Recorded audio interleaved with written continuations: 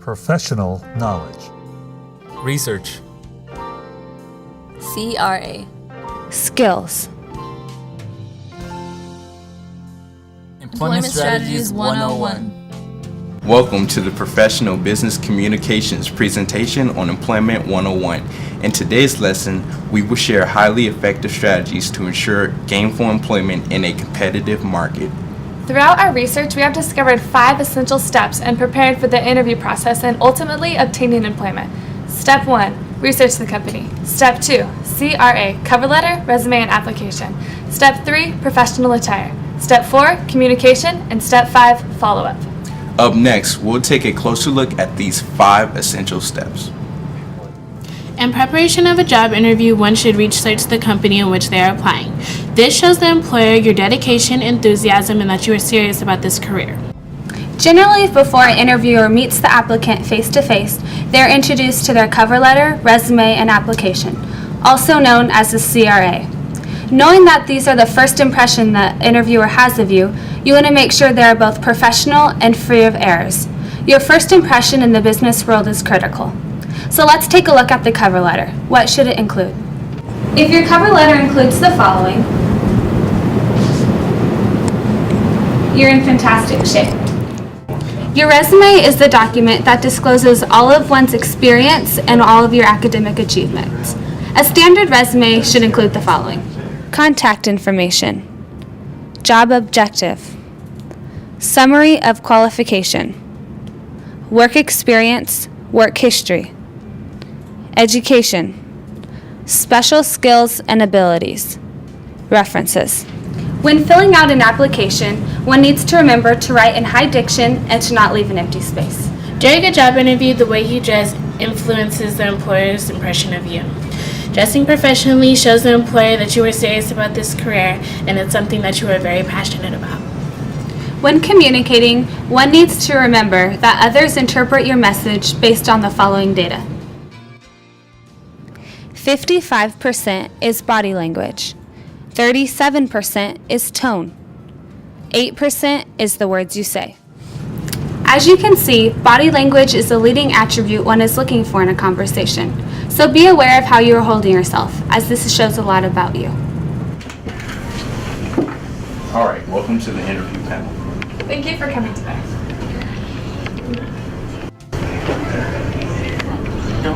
Oh, hello. Good afternoon, sir. Good afternoon. Good afternoon. Oh, hey, how's it going?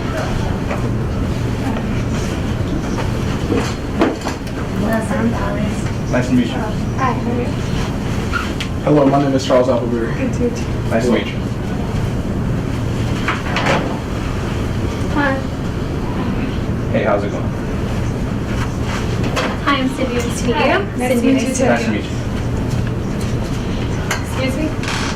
Just a moment, please.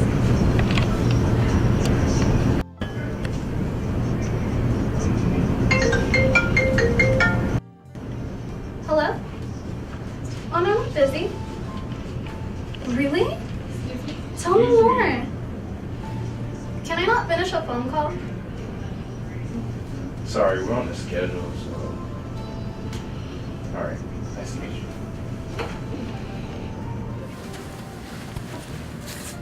Welcome to the interview. Thanks for having me back. Thank you. Thank you. So why don't you tell me a little about yourself? Well, throughout my tenure in high school, I always wanted to work in a business environment. I've been in various business classes and played multiple sports shows such as football, basketball, and track and field. I believe I can use my knowledge and sense of commitment for the job. Awesome. Excuse me? Oh, I'm sorry. What was the question? Why don't you tell me a little about yourself? I can tell you a whole lot about myself if that's what you want. I can't tell a little, go big or go home, but I'm only here to get paid. So, to be honest with you, that's why I'm here. What are your greatest weaknesses? Well, throughout all of my greatest endeavors, I can determine that my greatest weakness would be my public speaking. Although it is something that I have not fully overcome, it's not something that will hinder my abilities. I don't have any weaknesses. I'm like Superman without kryptonite. You feel me? No?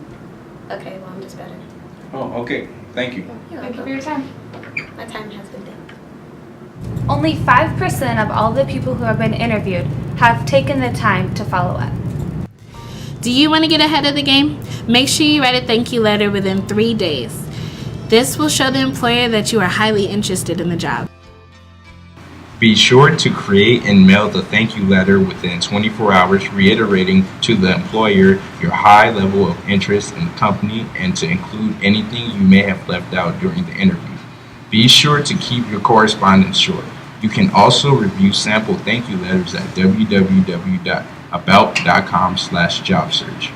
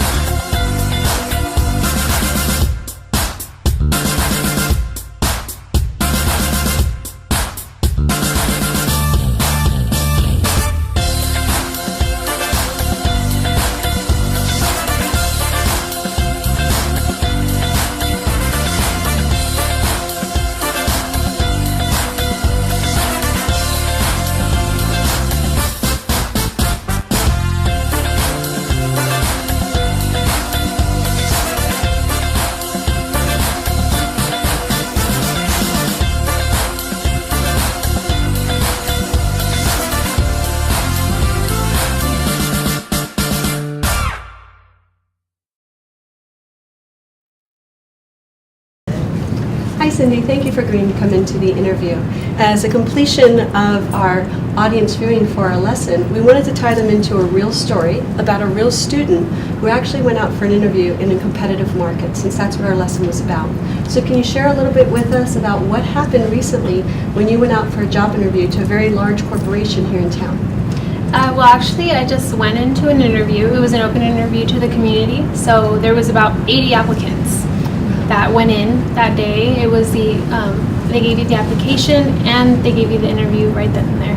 So the application and the interview was on the spot. So you weren't prepared, you didn't know that in advance as far as what they were going to do. So how did you prepare yourself? And using some of the tools we learned in class and what we presented in this lesson, what did you do to prepare?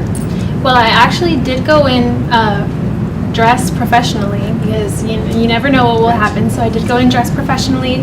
I actually wanted to be sort of prepared. I didn't know that they were going to do an interview right then and there.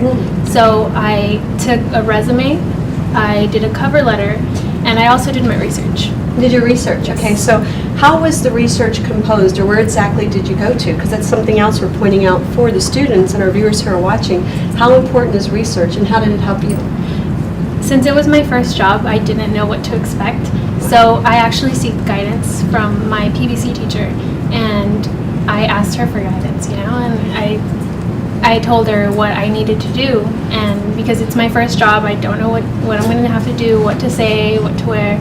So she said, do your research. And I said, okay, well, all right, I'm going to go home, do some research on the company. So I did. I looked at the mission statement and the background information of this company to, try to impress whoever was interviewing me. Very good. So you found out some history, you found out their mission and vision statement, when the company was started, who the CEO is, all these important features. Whether they're going to ask it or not, you have some background knowledge of the company, which can be very helpful. So let's move it forward to the interview process then. You're there, there's over 80 applicants. Were they going to do panel interviews or individual one-to-one interviews? Well, actually, they had both managers there. So it was the assistant manager, so it was the manager and the assistant manager, but they were each interviewing, individually. Okay. So I went in, I, introduced myself, hi, nice to meet you, and I gave her my resume, and she said, oh, I'm not going to need your resume today, we actually don't ask for a resume. And she started asking me all these questions, like why do I want to work there, what kind of things I'm looking to do in the future, which was actually very like, oh wow, like, she's asking me what I want to do in the future. So very good. So I mentioned the mission statement. I told her, well, she asked me like what do I want to do, like why I want to work there, and I said, well, as you guys say in your mission statement, that you guys are offering community service to to everybody, to the customers. So they reach out. They reach out to you as a So the business. customer is very important there. Okay. So she was like, oh wow, okay. And the main manager there, he stopped his interview, turned to me, and said, oh, hold on, excuse me, to the other person, and was like, oh, did you just say that you read our mission statement? And I said, yeah, I did. And he's like, they looked at each other like, whoa, that's impressive. So I knew right away. I was like, okay, I did something. I did something right. Yeah. So very good. So you found, and that builds up your confidence then while you're in there too. Yeah. So having some knowledge, you obviously practice some interview questions, being prepared for any number of questions that they could ask you. But as it came down to those 80 applicants, and here it is a very low economy right now, difficult. You probably had, what do you think the age range was of people that were interviewing?